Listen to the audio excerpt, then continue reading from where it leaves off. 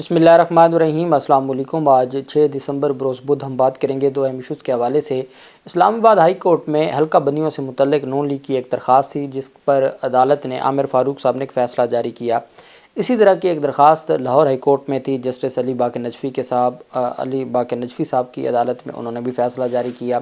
دوسری جانب ایک عام شہری کی جانب سے ایک بڑی غیر معمولی اور ایک آپ اس کو کہہ سکتے ہیں کہ جیسے ہمارے عام شہریوں کی درخواستیں آتی ہیں، ایک عام شہری کی درخواست اور اس پر اس وقت بینچ بن گیا، اسی پر کیس نمبر لگ گیا اور کیس سماعت کے لیے مقرر ہو گیا اور وہ انتخابات ملتوی کروانے کی ہے ہائی کورٹ میں عامر فاروق صاحب کی عدالت میں۔ اب کیا یہ معاملہ جو آج فیصلہ آیا ہے حلقہ بندیوں سے متعلق عامر فاروق صاحب کا اور پھر ساتھ انتخابات کے التوا کی درخواست کو سماعت کے لیے مقرر کرنا اور پھر آج سپریم کورٹ آف پاکستان میں ایک اہم کیس کی سماعت کے دوران عدالت نے کہا ہے کہ ہم 8 فروری سے متعلق جو فیصلہ ہے سپریم کورٹ کا اس کو بھی دیکھنے جا رہے ہیں، تو یہ ساری جو خبریں ہیں یا یہ جو سارے اشارے ہیں یہ کس طرف جا رہے ہیں اور کیا قاضی فیاض عیسیٰ صاحب اپنے فیصلے پر عمل درآمد کروا سکیں گے؟ جو انہوں نے کہا تھا کہ وہ پتھر پر لکیر ہے، اس پتھر پر لکیر کا کیا بنے گا، اس کی تفصیل بھی میں آپ کے ساتھ شیئر کروں گا۔ سب سے پہلے ہم بات کر لیتے ہیں لاہور ہائی کورٹ میں حلقہ بندیوں کی درخواست کی۔ لاہور ہائی کورٹ میں ایک درخواست دائر کی گئی اور یہ حلقہ بندیوں سے متعلق تھی جسٹس علی باقر نجفی صاحب کی عدالت میں۔ اس میں درخواست گزار کون ہے؟ عطا تارڑ، وکیل کون ہے؟ اعظم نذیر تارڑ۔ اب اعظم نذیر تارڑ کی اپنی حافظ آباد میں جو ان کا حلقہ ہے اس کی درخواست حلقہ بندیوں کے خلاف عامر فاروق کے پاس تھی اسلام آباد ہائی کورٹ میں۔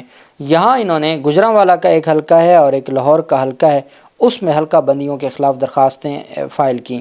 علی باقر نجفی صاحب نے درخواستوں پر سماعت کی۔ درخواست گزاروں کی جانب سے یہ موقف اپنایا گیا کہ دونوں حلقوں کی حلقہ بندیاں، کون سے دونوں حلقے؟ ایک گجرانوالہ کا اور ایک لاہور کا، ایک 123 حلقہ جو لاہور کا ہے اور ایک گجرانوالہ کا جو گکھر منڈی والا حلقہ ہے، اس میں درخواست گزاروں کی جانب سے موقف اختیار کیا گیا کہ دونوں حلقوں کی حلقہ بندیاں ٹھیک نہیں ہوئیں۔ عدالت سے استدعا ہے کہ Lahore high court election commission کو حلقہ بندیاں ٹھیک کرنے کا حکم جاری کرے۔ اب ایک بات آپ یاد رکھیے گا کہ 13 دسمبر آخری تاریخ ہے، 54 دن بچ جائیں گے 13 دسمبر سے اور 54 دن ضروری ہیں اور ابھی تک الیکشن شیڈول جاری نہیں ہوا۔ لاہور ہائی کورٹ کے جسٹس علی باقر نجفی نے حلقہ بندیوں کے خلاف درخواستوں پر سماعت کی۔ درخواستوں میں الیکشن کمیشن اور ڈی لیمیٹیشن کمیٹی کو فریق بنایا گیا تھا۔ عدالت نے لاہور ہائی کورٹ نے نئے حلقہ بندیوں پر جو درخواستیں ان پر فریقین کو نوٹسز جاری کرتے ہوئے 8 دسمبر کے لیے جواب طلب کر لیا اور ہائی کورٹ کی جانب سے کہا گیا کہ 8 دسمبر کو آپ اس سارے معاملے پر جواب دیں۔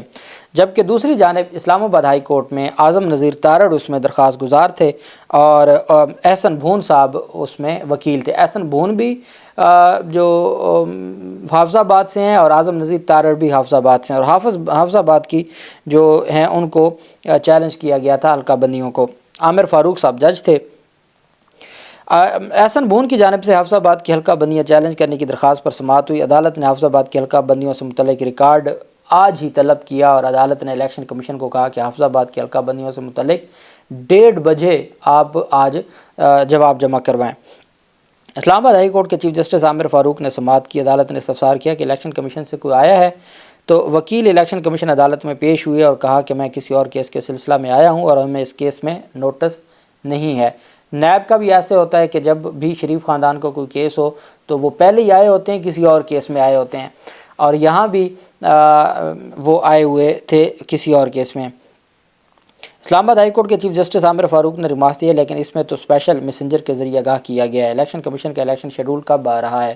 مختلف لوگوں نے ہائی کورٹ سے رجوع کیا ہے، لوگوں کو فرسٹریٹ نہ کریں، حلقہ بندیاں چیلنج ہو رہی ہیں، یہ ایسے تو کیس نہیں کہ چھٹیوں کے بعد لگیں گے، چھوٹے چھوٹے ایشوز ہیں حلقہ بندیوں کے، انہیں حل کریں۔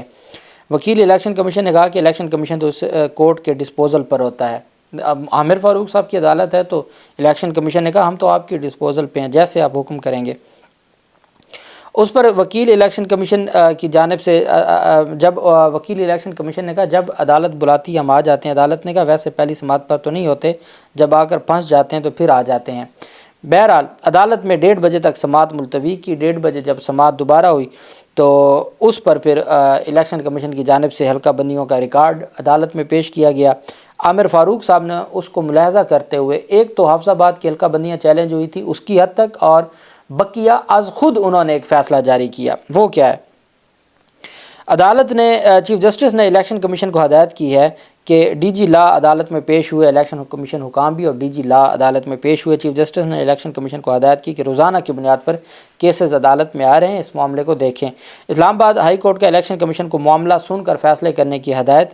عدالت نے ریمارکس دی کہ چھوٹی چھوٹی چیزیں ہیں، درخواست گزار کو سنیں اور مسئلہ حل کریں، آخر کار جو بھی معاملہ حلقہ بندی کا ہے وہ آپ نے ہی سننا ہے۔ عدالت نے ریمارکس دی کہ 15 منٹ کا ٹوٹل مسئلہ ہے، سنیں اور نمٹائیں۔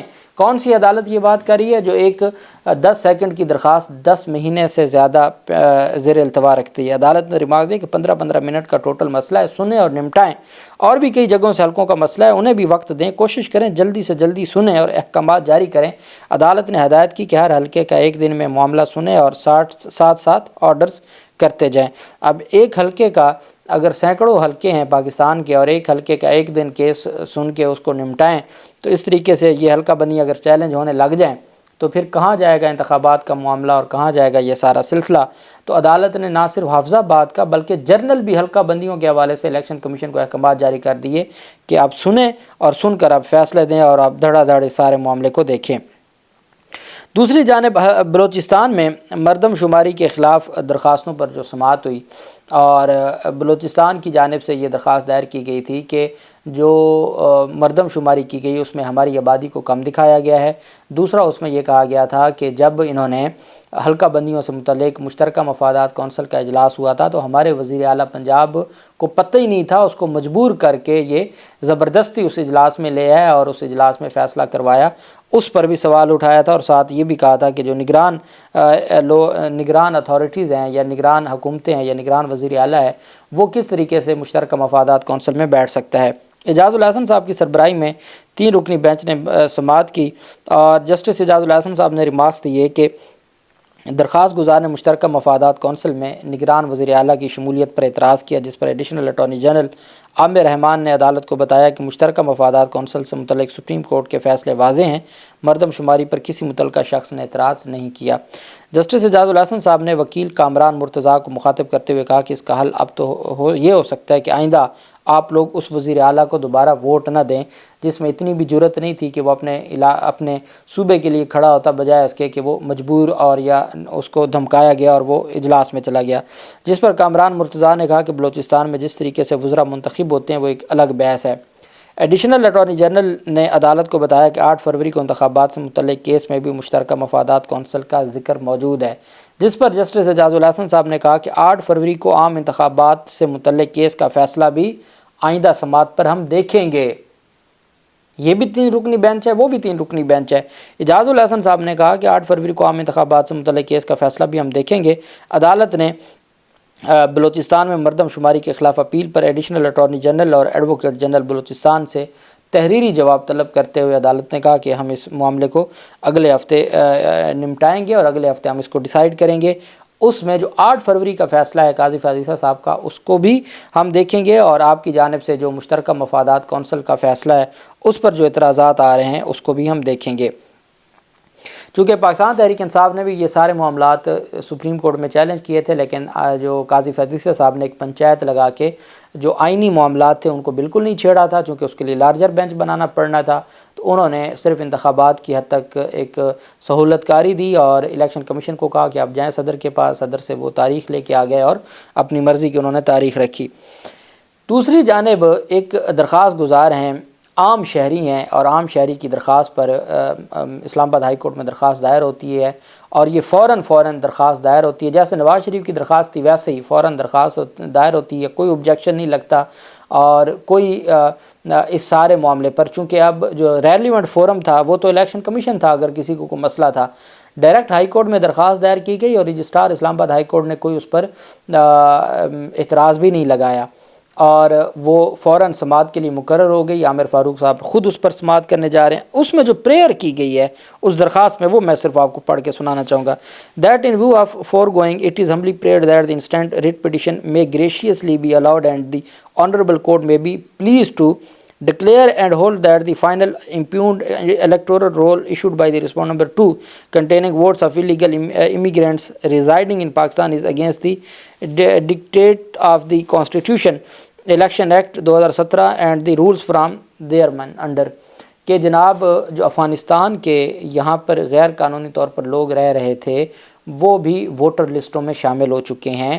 ان کے جو آپ کو پتہ ہے ایک بہت بڑا اسکینڈل سامنے آیا ہے کہ شناختی کارڈ ان کے بنے اور پھر ان کے وہ ووٹر لسٹوں میں بھی ان کا نام آ گیا. تو اس درخواست میں اصل ایشو یہ اٹھایا گیا کہ چونکہ اس میں افغان ووٹرز بہت زیادہ شامل ہو گئے ہیں تو اس بنیاد پر جو الیکشن جو لسٹیں ہیں، الیکٹورل جو انتخابی فہرستیں اور لسٹیں ہیں، ان کو ڈکلیئر کیا جائے جس میں جو الیگل امیگرینٹس ہیں ان کے جو نام ہیں اور ان لسٹوں میں جو ان کو شامل کیا گیا ہے اس کو غیر آئینی اور غیر قانونی قرار دیا جائے. دوسرا ہے direct the respond number 2 to revise the final impugned electoral roll by deleting the votes of illegal immigrants residing in Pakistan who have fraudulently procured CNICs through the respond number 3، کہ انہوں نے جی نادرا سے غیر قانونی طریقے سے اور فراڈ کے ذریعے جو شناختی کارڈ لیے ہوئے ہیں تو الیکشن کمیشن کو کہا جائے کہ وہ ان کو ڈیلیٹ کرے انتخابی لسٹوں سے. تیسرا، direct the respond number 3 to immediately cancel block all the CNICs of the illegal immigrants residing in Pakistan and to intimate the respond number 2 in this regard under section 24(5)(2) of the Election Act 2017 کہ جی نادرا کو کہا جائے کہ وہ ان کے شناختی card فی الفور cancel کرے اور ساتھ الیکشن کمیشن کو آگاہ کرے اور الیکشن کمیشن پھر نئی جو انتخابی لسٹیں ہیں وہ تیار کریں. اب آخر میں جو اصل چیز ہے، During the pendency of the title writ petition, restrain the respond number 2 election commission from the issuance of election schedule، کہ جناب جب تک آپ کے پاس ہماری پٹیشن پینڈنگ ہے آپ الیکشن کمیشن کو کہیں کہ وہ الیکشن شیڈول جاری نہ کرے. اب یہ جو سارا کچھ ہے یہ کس لیے ہے؟ ان کو پتہ ہے کہ اگر یہ سارا معاملہ ہوتا ہے اور انتخابی لسٹیں دوبارہ نئے سرے سے بنتی ہیں تو یہ 2 مہینے اور آگے چلا جائے گا معاملہ. اب اس کو دیکھنا تو یہ تھا کہ ہماری سپریم کورٹ آف پاکستان نے کہا تھا کہ بھائی اگر آپ نے انتخابات کے حوالے سے کوئی بات کرنی ہے تو گھر بیٹھ کے اپنی بیوی سے کریں، باہر آ کے نہیں کرنی، میڈیا پہ نہیں کرنی. اب جب پہلے 17 درخواستیں الیکشن کمیشن میں جمع ہو چکی تھیں اور سمجھ آتی تھی چلیں الیکشن کمیشن میں جمع ہوئی ہیں، اب اسلام آباد ہائی کورٹ میں جمع ہونا اور پھر فی الفور سماعت کے لیے مقرر ہو جانا، بینچ بن جانا، کاز لسٹ جاری ہو جانا، یہ سوال کھڑے کرتا ہے. اور پھر جو آج حلقہ بندیوں کے حوالے سے ایک جنرل فیصلہ دیا ہے عامر فاروق صاحب نے، تو کیا کئی معاملات جو قاضی فیاض عیسیٰ صاحب کا فیصلہ تھا اس کے بھی برعکس، چونکہ ہم تو دیکھ چکے ہیں ہائی کورٹس کے فیصلے، آپ دیکھ لیں ماڈل ٹاؤن سانے ماڈل ٹاؤن کی GIT کو سپریم کورٹ کے فیصلے پہ GIT بنی اور لاہور ہائی کورٹ نے اس کو سسپینڈ کیا. وہ پچھلے 3.5 سال سے سسپینڈ پڑی ہے اور بنی وہ سپریم کورٹ کے فیصلے پہ تھی اور سپریم کورٹ آف پاکستان کی ڈائریکشن پہ بنی تھی. تو یہاں کچھ بھی ہو سکتا ہے. بہرحال معاملہ دلچسپ ہو گیا ہے.